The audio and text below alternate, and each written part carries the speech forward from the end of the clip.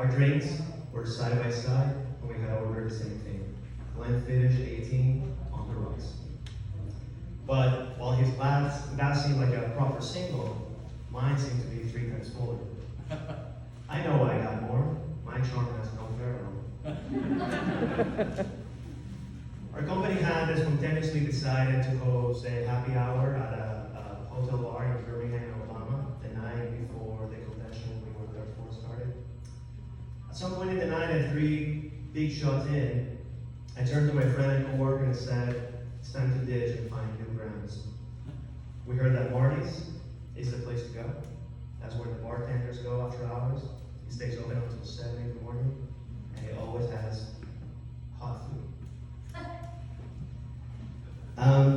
With a target on site and alcohol-induced extroversion, I started acting like a big shot, inviting everybody in the bar to bar hop with us, and almost no one took us up on our offer. Not even our coworkers. They decided to go back to their room, which was probably the sensible thing to do, but who was sensible? We had one stranger take us up on our offer. So with one new acquaintance, we actually decided to move on. My friend told me that when we arrived at Marty's, I ordered big shots of Buffalo Trace followed by IPAs. I don't remember it, but I have no reason to doubt my friend, as he's the kind of guy that never lies. We headed back to our table, and our acquaintance told us about how he wanted his kids to be multicultural, how the school his daughter goes to has many Latinos in it.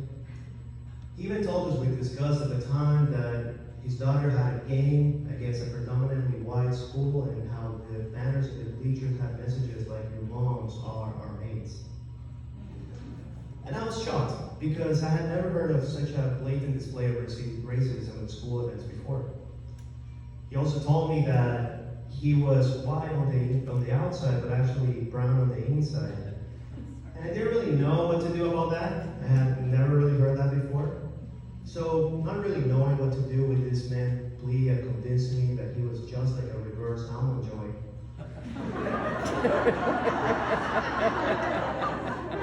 I decided to go introduce myself to everyone else in the bar again. I met an off-duty bartender, and I don't really know why, but I told him how my wife and I had a water birth at home.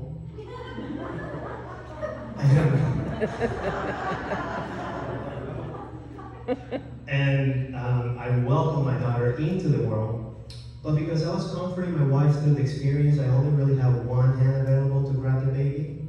So I sort of dropped my daughter in the water, which is a terrible cover of Ludo Wainwright's song, "Drop My Daughter in the Water."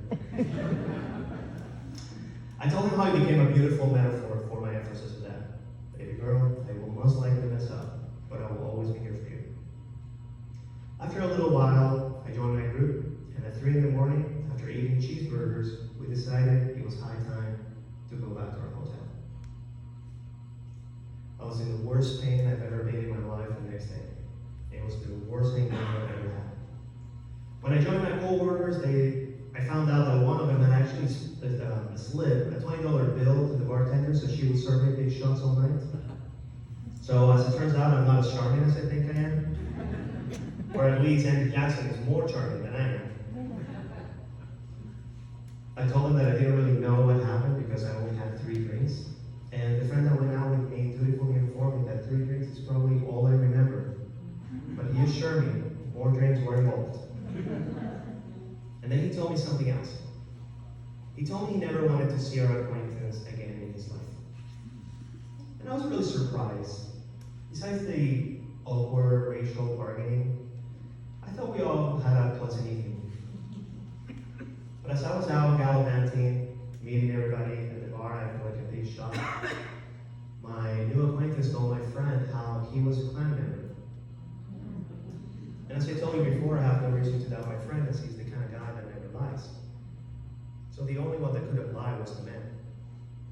But who lies about being part of the Ku Klux Klan? When somebody tells you they're part of the KKK, you have no other option than to believe it. Who would jokingly pretend to be part of such a heinous group? And then the absurdity of the night just hit me. While he's there accepting my drinks, he's telling me he looks just like me from the inside, when in reality, he's part of a group that hates anybody that looks like, that doesn't look like him. People cringe when I tell this story. They tell me how they must have felt horrible about the night, about how it must have been a punch in the gut. Why should I be the one that feels bad about that night? If he would have told me that he was part of the KKK and then offered me a cheeseburger and I would have eaten it regardless, then yeah, I should feel bad about that night. But that's not what happened. I was friendly to that man regardless of his race. I paid for the cab, I picked up the tab. I was just a big shot, or acting like a big shot because of the liquid courage running through my pores, through my veins. He should be the one that feels bad, and not only because his values are grounded in hate and ignorance, but because his values are worth less than a cheeseburger, 2 IPAs, and a big shot of bourbon.